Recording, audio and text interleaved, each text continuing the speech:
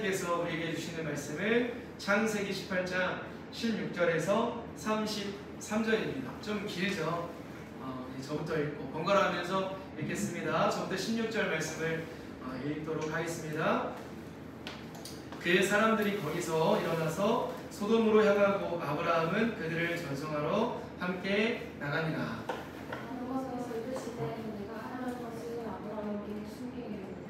아브라함은 강대한 나라가 되고 천하 만민은 그로 말미암아 복을 받게 될 것이 아니냐.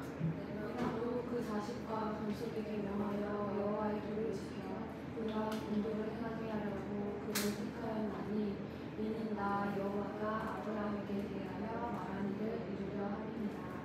여호와께서 또 이르시되 소돔과 고모라에 대한 부르짖음이 크고 그 죄악의 심이 무거우니 내가 이제 내려가서 그 모든 행한 것이 과연 내게 들린 부르짖음 같은지 그렇지 않은지 보건. 그 사람들이 거기서 떠나 소돔으로 향하여 가고 아브라함은 여호와 앞에 그대로 섰더니 아브라함이 가까이 나아가 이르되 주께서 의인의 아들과 함께 멸하려 하시나이까. 그 성 중에 의인 50명이 있을지라도 주께서 그곳을 멸하시고 그 50의인을 위하여 용서하지 아니하시리까. 주께서 이같이 하사 의인의 아들과 함께 죽이시는 부당하오며 우리가 아버지 같이 하심도 부당합니다. 세상에 행하신 이가 이를 행하신 것이 아닙니다. 여호와께서 이르시되 내가 만일 소돔 성읍 가운데에서 의인 50명을 찾으면 그들을 위하여 온 지역을 용서하리라. 아브라함이 대답하여 이르되 나는 기쁘나 제가 왔으면 그것이 주의 아닙니다. 50의인 중에 5명이 부족하다면 그 5명이 부족함으로 말미암아 온 성읍을 멸하시리이까. 이르시되 내가 거기서 45명을 찾으면 멸하지 아니하리라.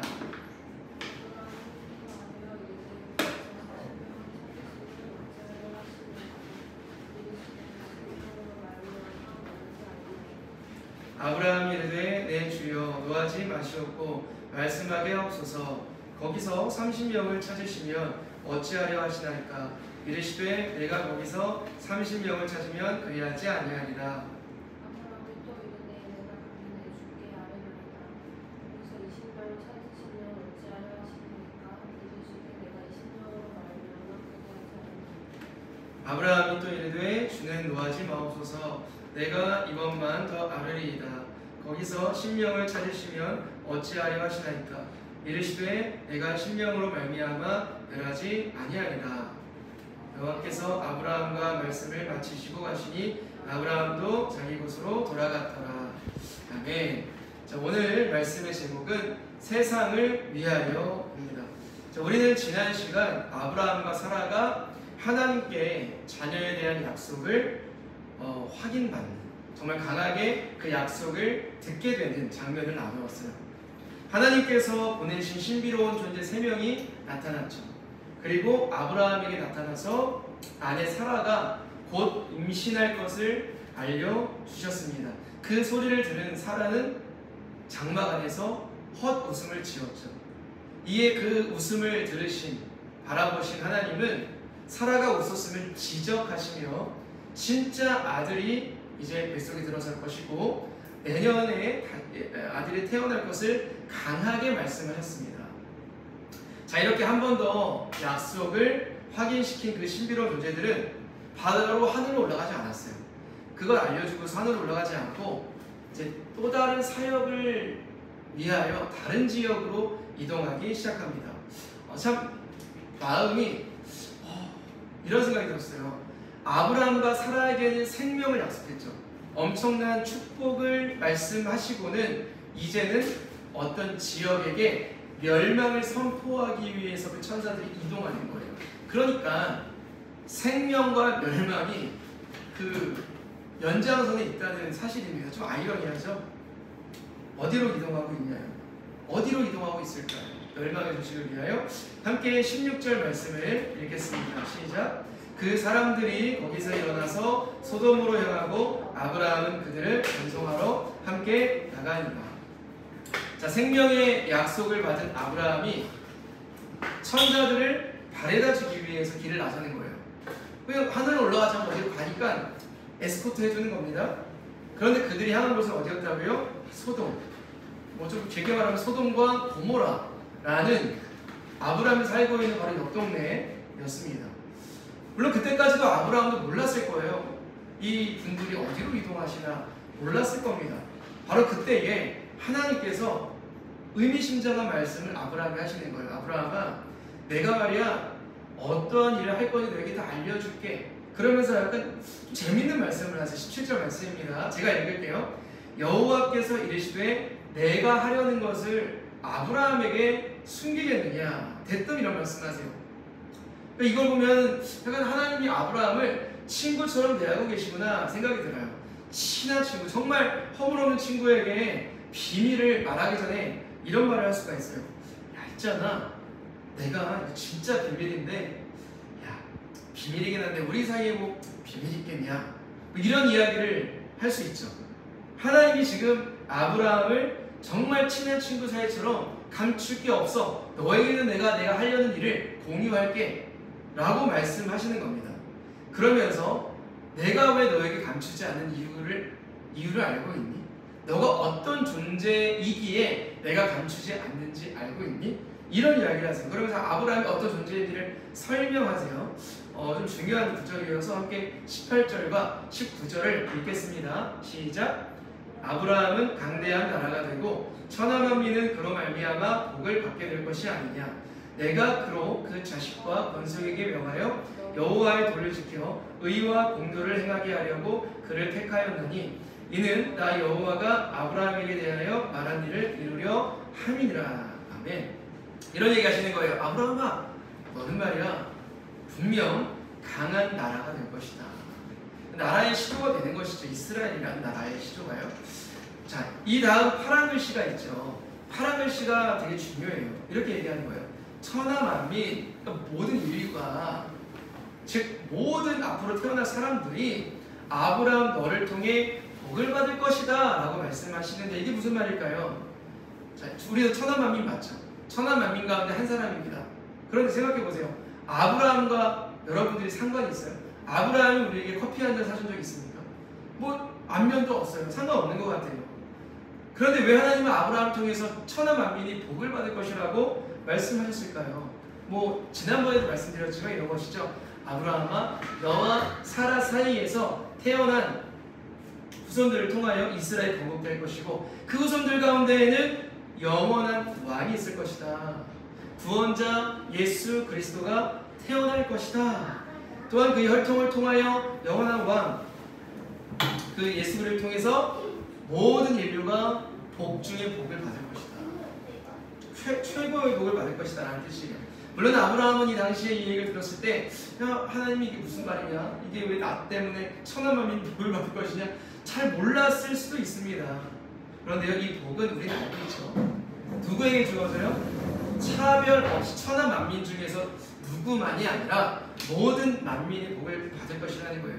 근데 중요한 게 뭐예요? 하나님은 예수 그리스도를 통하여 모든 자들에게 복을 선사하시는데 이 복을 내가 받을 것인가 거부할 것인가 라는 거예요. 이게 중요하다는 거예요. 물론 여기 앉아 계신 분들은 다 목사님 저 받았어요, 나 그 복을 받았어요 라고 하시겠지만 중요한 것도 이거 같아요. 내가 누리고 있는가. 예수 그리스도의 복을 받은 것은 내가 알겠는데 그 복을 뜯어서 내가 정말 만끽하고 있는가, 내가 그 복을 복이라 알고 있는가, 이것도 중요한 것 같습니다. 자, 죄 앞에서는 그러면 어때요? 가난한 자나 부유한 자가 하나님 앞에서 차등이 없어요. 죄 앞에서 똑같아요. 사람의 권력과 명예가 죄 앞에서는 아무런 소용이 없습니다. 바꾸어 말하면 모든 인류는 스스로의 힘으로 죄인의 신분에서 벗어날 수가 없어요. 죄의 한 톨도 씻을 수가 없습니다. 우리의 죄를 해결하실 분이 예수 그리스도밖에 없기에 그래서 누구에게 필요한 거예요? 예수님은 천하만민에게 필요한 거예요. 왜요? 천하만민이 죄인이기 때문입니다. 그래서 그 복을 거부하는 것보다 안타까운 일은 없는 것입니다. 그래서 그분을 받아들인다는 것은요, 죄에서 해방되어 영원한 삶을 보장받는 유일한 길이라고 할 수가 있어요. 물론 알고 있습니다. 우리가 익히 들었고 수천 번 들은 이야기지만 여러분, 이 복을 여러분들의 삶 속에서 기뻐하시고 감격하시고 누리시기를 축복합니다. 자, 아브라함에게 비밀을 감출 이유가 없다. 넌 이런 존재이기 때문에 내 아들 예수 그리스도는 네가 조상이기 때문에 내가 이걸 사실 감출 이유가 없단다. 너에게 나에게 좀 특별한 존재란다. 내가 이제 알려줄게. 그 아브라함이 궁금했을 거예요. 뭔데요? 그 비밀 얘기 뭔데요? 좋은 얘기죠? 궁금했을 것 같다는 거예요. 하나님께서 굉장히 두려운 이야기를 하십니다. 20절과 21절입니다. 시작. 여호와께서 또 이르시되 소돔과 고모라에 대한 부르짖음이 크고 그 죄악이 심히 무거우니 내가 이제 내려가서 그 모든 행한 것이 과연 내게 들린 부르짖음과 같은지 그렇지 않은지 내가 보고 알려 하노라. 아멘. 하나님께서 말씀하십니다. 아브라함아, 있잖아, 비밀인데 이거야. 소돔과 고모라에 대한 죄악이 너무나 내 앞에서 크고 무겁단다. 어떤 죄악이 많았을까요? 고고학자들에 의하면 이 소돔 땅에는 뭐 정말 입에 담기도 힘든 성적인 죄악은 말할 것도 없어요. 그런데 그것도 우리가 뭐 사실 이 땅에 많잖아요. 성적인 죄악들이 이 땅에 얼마나 많. 그때나 지금이나 뭐가 다르겠습니까? 그런데 이런 죄악까지 있었다 그래요. 우상신에게 최고의 제물은 유아 인신 제사였다고 합니다. 끔찍하죠. 말도 안 되잖아요. 이러한 제사까지 벌어지는 일이 성행했다고 해요. 얼마나 끔찍하고 말도 안 되고 흉악한 일입니까? 우리가 듣기에도 진짜 말도 안 되고 이거 빨리 멸망당할 땅이네. 하나님께서 만드신 창조주 하나님께서 보시기에 어떠셨겠어요? 이 모습을 보시면서. 자, 그러한 죄들이 소돔 땅에 있는 누군가에게는 쾌락적인 일이었어요. 성적인 죄, 악한 제사, 이게 쾌락적인 일이었겠지만 또 누군가는 피해자의 역할인 거예요. 피해자로 만들었기 때문에 그 부르짖음이 하나님께 컸다고 말씀합니다. 그런데 그 피해자가 자기가 피해를 입었다고 해서 또 다른 피해자를 양성하는 거예요. 누군가에겐 그 피해자가 가해자가 되는 것이죠. 강한 자가 악한 자를 유린하고 억압했기에 수많은 자들은 사는 것보다 죽는 것을 선택했을 것입니다. 이에 하나님은 그 소돔과 고모라를 심판하기로 결단하고 심판하기 작정하시는 거예요. 자, 여러분, 우리가 어때요? 우리 이러한 이야기를 들을 때, 자, 여러분들의 정의에 대해서 한번 얘기해볼게요. 정의로움에 대해서.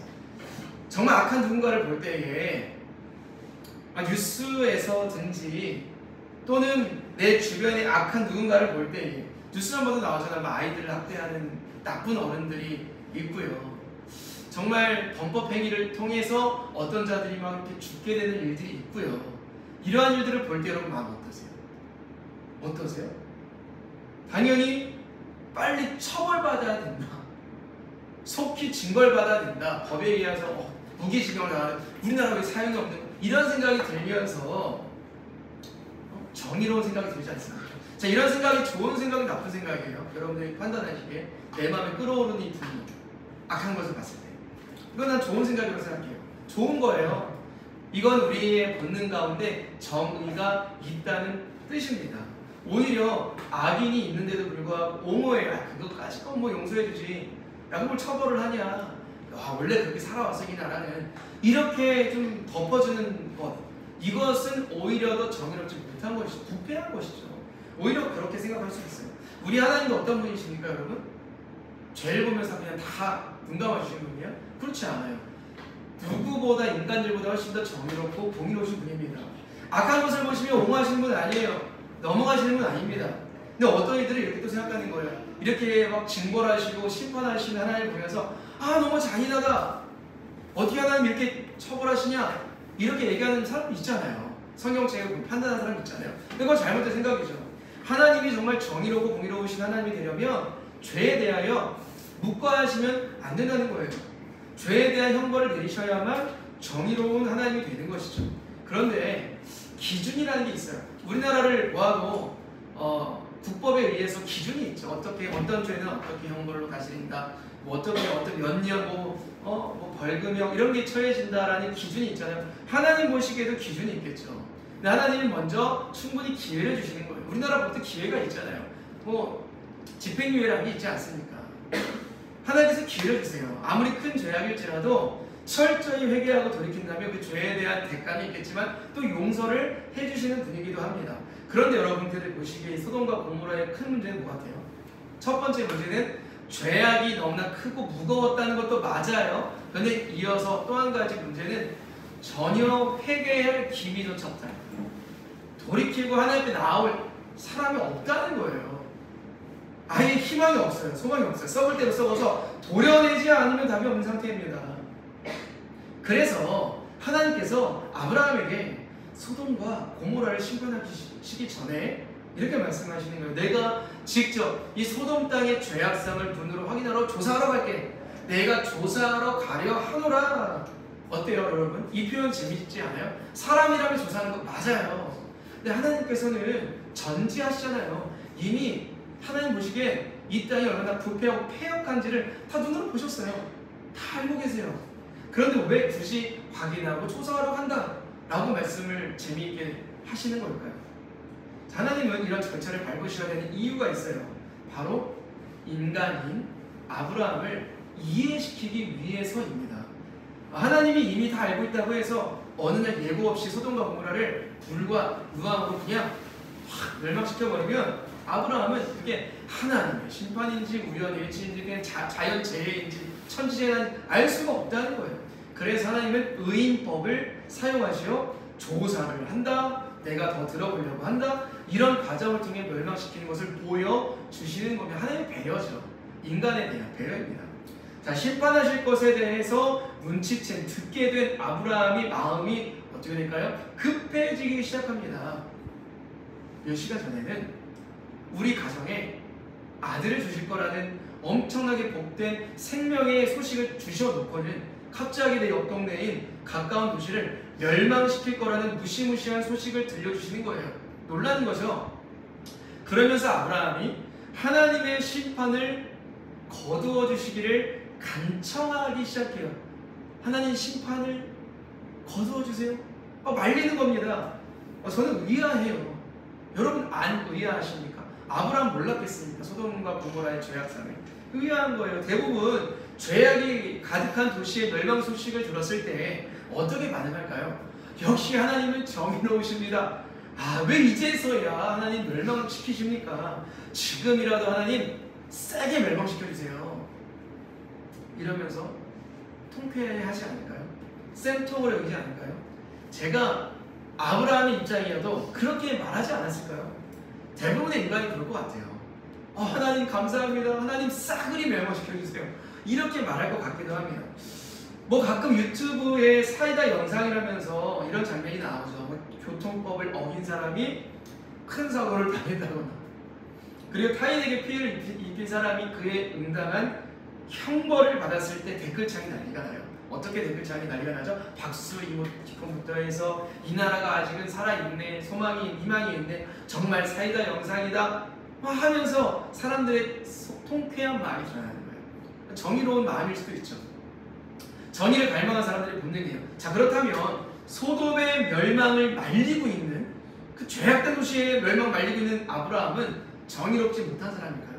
여러분 생각해 보세요. 아브라함이 말리고 있으니 아브라함도 좀 이상한 사람 아니냐, 정의롭지 못한 사람 아니냐. 제가 앞으로 이제 아브라함이 왜 말리는지에 대해 설명할 거예요. 여러분들 판단해 보세요. 아브라함이 말리는 것이 정의로운 것인지 아니면 오히려 아브라함이 피한 사람인 건지 스스로 한번 판단해 보시라는 거예요. 이렇게 이야기를 하나님께 드리면서 말립니다. 23절과 24절입니다. 시작. 그 성중에 의인 50명이 있을지라도 주께서 그곳을 멸하시고 그 50의인을 위하여 용서하지 아니하시리이까. 주께서 이같이 하사 의인을 악인과 함께 죽이심은 부당하며 의인과 악인을 같이 하심도 부당하니이다. 세상을 심판하시는 이가 정의를 행하실 것이 아니니까. 아멘. 이렇게 얘기하는 거예요. 하나님, 저도 저 옆 동네 소돔이 악한 거 알고 있어요.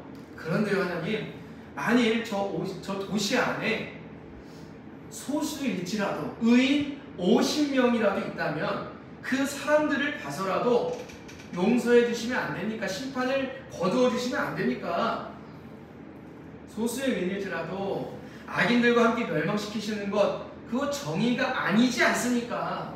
라고 아브라함이 하나님의 심판을 말리는 겁니다. 자, 어떻게 보면 아브라함의 이러한 말이 굉장히 무례한 말일 수 있다는 거 아세요? 감히 하나님께 정의를 가르치고 있습니다. 하나님도 아브라함 중에 누가 더 정의롭겠어요? 정의 기준이 누구입니까? 하나님이죠. 만왕이 하나님이에요. 근데 그렇게 그분보다 정의로운 인간은 없어요. 그럼에도 아브라함은 용기를 내요. 하나님 정의를 되먹이며 심판을 거두어 주세요 라고 간청하고 있습니다. 그 이유는 혹시 모를 의인이 멸망당할까 염려함이요, 하나님의 심판이 얼마나 무섭고 두려운지를 조금은 알았기 때문인 것 같아요. 재미있는 것은요, 아브라함의 이 간청을 들으신 하나님의 대답이에요. 26절을 제가 읽어드릴게요. 여호와께서 이르시되 내가 만일 소돔 성읍 가운데에서 의인 50명을 찾으면 그들을 위하여 온 지역을 용서하리라. 여러분 어때요? 이 대답을 들었을 때 파격적이지 않아요? 아브라함의 말처럼 수많은 악인들 가운데 의인 50명만 있어 내가 용서할게 라고 아브라함에게 수락하시는 거예요. 놀랐을 것 같아요. 아브라함도 내 말이 먹힌다고? 그래서 아브라함은 혹시 모르기 때문에 50명이 없을 수 있잖아요. 계속 숫자를 줄여가면서 하나님의 심판을 말려요. 그러면 하나님 45명이 있다면 하나님 어떻게 하실 거예요? 멸하지 않으리라. 하나님 40명은요?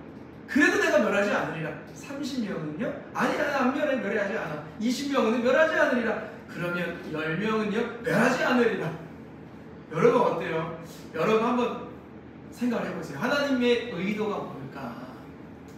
자, 여러분 아브라함이 딱 10명까지만 물어보고 더 이상 숫자를 줄이지 않습니다. 하나님 5명은요? 4명은요? 1명은요? 이렇게 숫자를 줄이지 않아요. 왜? 양심이 있기 때문일까요? 그렇지 않아요. 아브라함이 하나님의 의중을 깨달았어요. 뭘까요? 이거예요. 하나님은 저 소돔 땅에 의인이 1명만 있어도 심판을 거두실 마음을 갖고 계시구나. 이걸 아브라함이 깨달은 거예요. 친구 사이와 같아요. 보면 딱 아는 거예요. 아브라함이 하나님의 의중을 깨닫고 다시 자기 장소로 돌아갑니다. 자, 여러분 아브라함과 하나님의 이 놀라운 대화, 복음의 원리가 숨겨져 있는 대화예요. 왜 그럴까요? 어떠한 복음의 원리가 숨겨져 있겠습니까? 아브라함이 의인 몇 명, 소수의 의인을 거론하며 심판을 말린 그 원리가 무엇일까요? 바꾸고 말하면 이거예요. 하나님, 저 소돔 땅에 의인이 있다면 소수일지라도 그 의인의 의로움을, 그 의의를 저 악인들에게 전가시켜 주셔서 그 악을 덮어주시면 안 되겠습니까? 의인의 의로 그 악을 덮어주시는 거예요. 그 의로 그 악을 덮어주셔서 심판을 거둬주시면 안 되겠습니까? 용서해 주시면 안 되겠습니까? 여러분 어때요? 이 얘기 들었을 때 여러분 복음을 아시는 분들은 딱 알아챌 거예요. 목사님 무슨 말 하려는지 알아채실 테지만 사실 이성을 갖고 있는 인간 딱 들었을 때는 좀 이상한 논리이기도 해요. 의인은 의인이고 악인은 악인이지 무슨 의인의 의로움이 악인에게 전가되는가, 그런 게 어딨어. 쉽잖아요. 그런데 하나님은 아브라함의 이러한 희한한 논리를 수락하시는 거예요. 가능하다고 하시는 거예요. 왜 그럴까요? 여러분 한번 생각해 보세요. 예상해 보세요. 제가 무슨 말을 할지. 자, 먼 훗날 이때로부터 한 2000년이 지난 그때에 하나님은 어떤 일을 하실까요? 이 땅에 태어날 메시아 예수 그리스도 한 분의 의로움으로 말미암아 예수님을 영접하는 모든 악인과 의인들에게, 악인과 죄인들에게 예수님의 의를 전가시킬 거예요. 그리고 그 의로 말미암아 그 의를 받은 자들의 멸망을 거두실 것입니다. 하나님의 나라로 들어가게 하실 것입니다. 예외요, 예수님 한 분의 의로움을 전가시키셔서 하나님의 자녀로 삼아 주실 거라는 거예요. 만약 하나님 보시기에 참다운 의인이 소돔 땅에 한 명이라도 있었으면 정말 하나님은 그 의인으로 말미암아 그 소돔 땅을 회복시켰을지도 몰라요. 그런데 어떻게 해요? 다 알잖아요. 그 소돔과 고모라는 불과 유황으로 싹 멸망당합니다. 왜요? 단 한 명의 의인도 없었다는 사실이에요. 그리고 신약에 보면 롯이 약간의 의인으로 표현되어 있지만 사실 그 사람들보다 조금 나았을 뿐이지 롯도 진짜 의인은 아니거든요. 왜요? 자기 기준과 자기 주인 스스로를 주인 삼아 살았잖아요. 그런데도 불구하고 아브라함의 은혜로 롯은 살아남죠. 롯과 딸들이 살아남습니다. 그리고 거긴 싹 멸망을 당해요.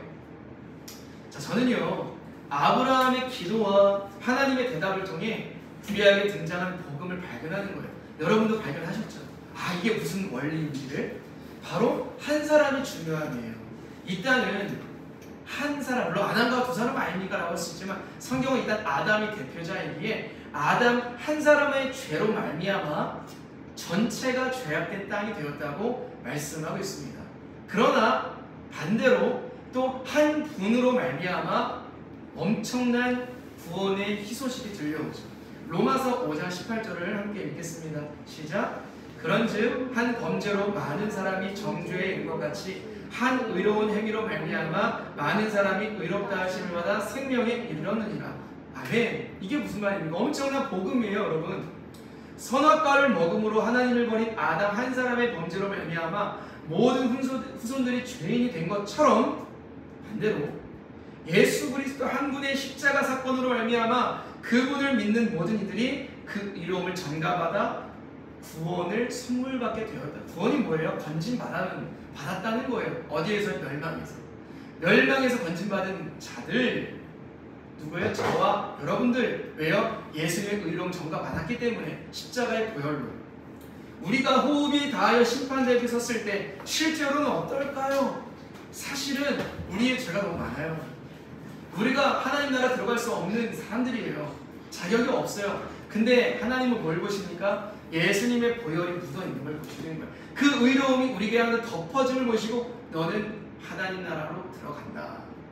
나의 나라에서 예수님을 섬기며 영원토록 살아간다 라고 하시는 거예요.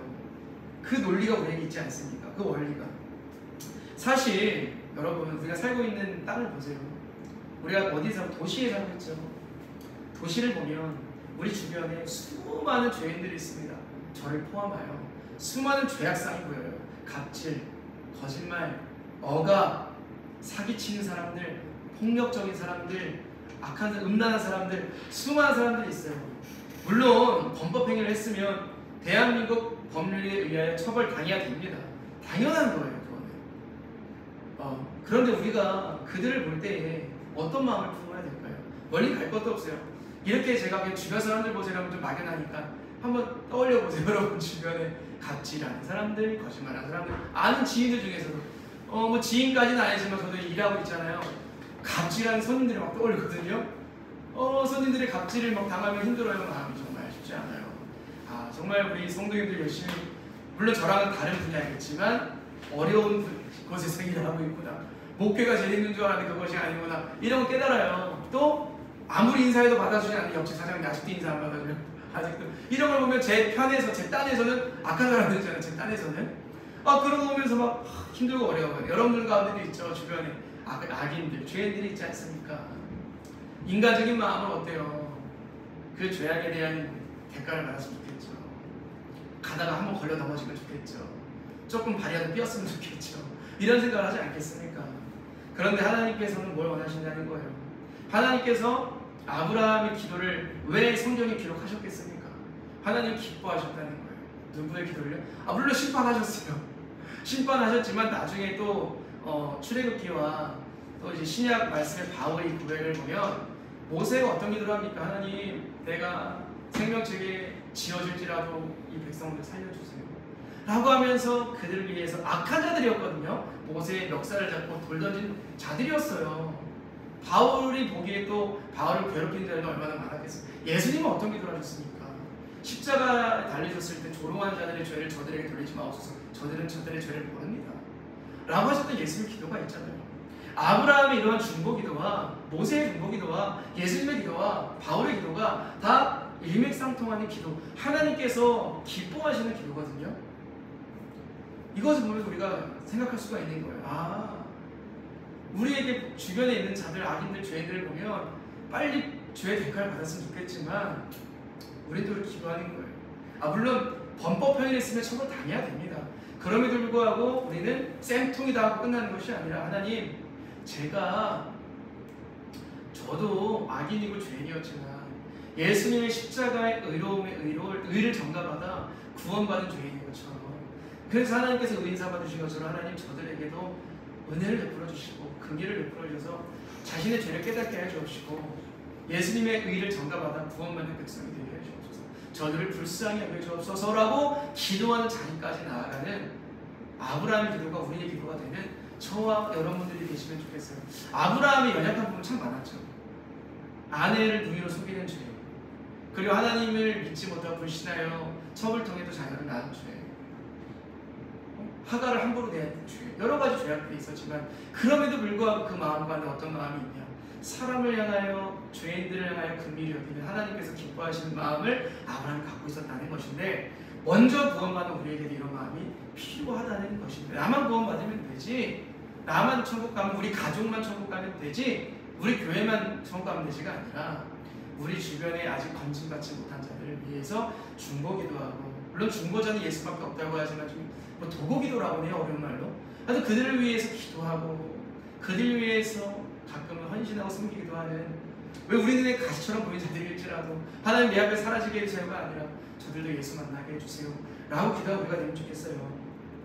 우리의 이런 기도가 어찌 보면 정말 병든 사회 봤잖아요. 이 사회가 얼마나 병들었습니까? 며칠 전 뉴스를 보니까 어떤 여성분, 겉보기에 모자이크 되어 있지만 멀쩡해 보이는 여성분이 칼질을 하고 칼 막 휘두르고 있는 거예요. 가게에 가서. 나와서 막 칼 휘두르고 허공에다가. 이런 거 보면 얼마나 참 마음 아픈 사회입니까? 물론 그분도 정신적 질환이 있을 수 있겠죠. 근데 그분들과 같은 분들이 지금 되게 많잖아요. 맞죠? 묻지마 칼부림이 많고, 이 세상 전체로도 마약주의도 엄청나게 많고, 갑질하는 엄청나게 많고, 이기주의는 이 세상에 팽배해져 있고, 이런 세상을 보면 우리가 중보했으면 좋겠어요. 하나님, 이 세상을 위해서 이 세상 썩었어, 망했어, 끝났어, 남은 것만, 이게 아니라 정말 이 사회를 놓고 이 도시를 위해서, 우리가 왜 도시로 부름을 받았을까요? 시골이 아니라 이 도시. 왜 우리 킹스처치가 뭐 저기 지방 도시가, 아니 시골이 아니라 왜 도시 한복판에 세워졌을까요? 하나님께서 말씀하신 거예요. 킹스처치가 너희가 큰 교회는 아니지만 이 도시를 위해서 기도해라. 이 도시를 품어라. 여기서 네가 이 썩어진 땅에 선교지로서 네가 선교나 남기나 라고 하나님께서 불러준다는 사실을 알거든요. 그래서 기도하는 거예요. 여기 둘째가 여기 속 들어가 있네요. 우리 둘째가 가끔 뭐 혼날 행동을 하죠. 그래서 이제 혼내려고 마음을 탁 먹고 걸어갈 때가 있습니다. 그럼 이제 첫째가 눈치가 있어가지고 막 달려와요. 첫째가 얘기하는 거예요. 아빠, 가끔이긴 하지만, 아빠, 주한이가 아직 잘 몰라서 그런 걸 거야. 진짜 그렇게 얘기할 때가 있어요. 그러니까 아빠, 몰라서 그런 거니까 아빠 좀 그냥 봐줘, 이렇게 할 때가 있거든요. 그 얘기를 저는 그 모습이 참 기특하죠. 왜 네가 말리고 있냐 안 하잖아요. 형아의 모습이 얼마나 기특합니까? 그래서 혼내려는 마음을 추스리고 둘째를 잘 타일렀던 기억이 있습니다. 물론 우리 하나님이 저처럼 감정적이거나 우리의 말 한마디로 감정을 추스리는 분은 아니에요. 가벼운 분이 아니죠. 그럼에도 하나님은 우리 한 사람의 기도로 말미암아 우리 주변의 연약한 자들을 회복시키시고 구원시키신다는 거예요. 저와 우리 가정, 여러분과 여러분의 가정, 여러분 속해 있는 공동체들을 여러분들 한 사람의 기도로 말미암아 회복시키고도 남으신다는 것입니다. 하나님 우리의 기도로 역사하시고 일하시기를 좋아하십니다. 정말 기뻐하세요. 저와 여러분들에게 그러한 거룩한 영향력이 있다는 사실을 기억하시길 소망합니다. 우리 모두는 예수님 한 분으로 말미암아 죄인에서 의인 되었습니다. 왜요? 의를 전가받았습니다. 그것을 기억하여 여러분들이 속해 있는 그 도시를 변화시키고 가정을 변화시키기 위해서 기도하고 중보하는 저와 여러분 되시기를 진심으로 축복을 합니다.